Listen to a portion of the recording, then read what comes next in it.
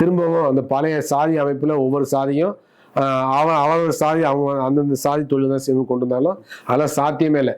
ஒரு கார் வந்துருச்சு, கார் டோருக்கு ஒரு மெக்கானிக்கு, அந்த லைட்டுக்கு ஒரு மெக்கானிக்கு, ஏசிக்கு ஒரு மெக்கானிக்கு, பஞ்சர் போடுறதுன்னு தனி மெக்கானிக்கு, தனித்தனி மெக்கானிக். ஒரு காருக்கே பல மெக்கானிக் இருக்காங்க. அவங்களால சாதியை மாத்திர முடியுமா? பிளம்பர்னு ஒரு சாதி உருவாக்க முடியுமா? டாக்டர்னு ஒரு சாதி உருவாக்க முடியுமா? நர்ஸ் ஒரு சாதி உருவாக்க முடியுமா? கேக்குறேன். கண்டிப்பா முடியாது. தொழில்நுட்ப சாதி உருவாச்சுல்ல. இந்த காலகட்டத்தில் நான் கேட்கிறேன், நீங்க பிளம்பர்னு ஒரு சாதி, அதே மாதிரி எலக்ட்ரிக் மெக்கானிக் ஒரு சாதி, கம்ப்யூட்டர் ஆபரேட்டர் ஒரு சாதி அப்படின்னு ஒரு சாதியை உருவாக்க முடியாது. சாதி உருவாகிற காலம் முடிஞ்சு போச்சு. இனிமேல் சாதி ஒழிகின்ற காலகட்டம் அது. சாதி ஒழிகின்ற யுகத்தை நோக்கி நம்ம போயிட்டு இருக்கோம், அந்த காலகட்டத்தில் போயிட்டு இருக்கோம்.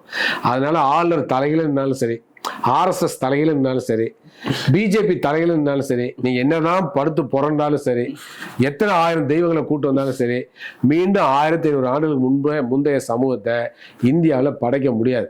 அப்படிப்பட்ட சமூகத்தை படைக்கணுங்கிறதுக்காக இந்த மதவெறியை தூண்டுறாங்க, மத கலவரத்தை உருவாக்குறாங்க, முஸ்லீம் வெறுப்பை பரப்புறாங்க, கிறிஸ்தவ வெறுப்பை பரப்புறாங்க, கம்யூனிஸ்ட் வெறுப்பை பரப்புறாங்க, ஜனநாயகத்தை சீர்குலைக்கிறாங்க, அரசியல் சட்டத்தை மாற்ற துடிக்கிறாங்க, நாட்டின் ஒற்றுமை ஒருபாட்டு சீர்குலைக்க துடிக்கிறாங்க. அதில் ஆளுநர் முன்னணி படைவீரராக முன்காலத்தில் நிற்கிறார். தமிழ்நாட்டில் குஜராத் மாடல் மாதிரி ஒரு மதவெறி மாடலை உருவாக்கின மாதிரி தமிழ்நாட்டில் உருவாக்க முயற்சி பண்றாரு. அது வெற்றி பெறாது. தமிழ்நாட்டு மக்கள் ஆளுநரை புரிந்து கொள்ள வேண்டும்.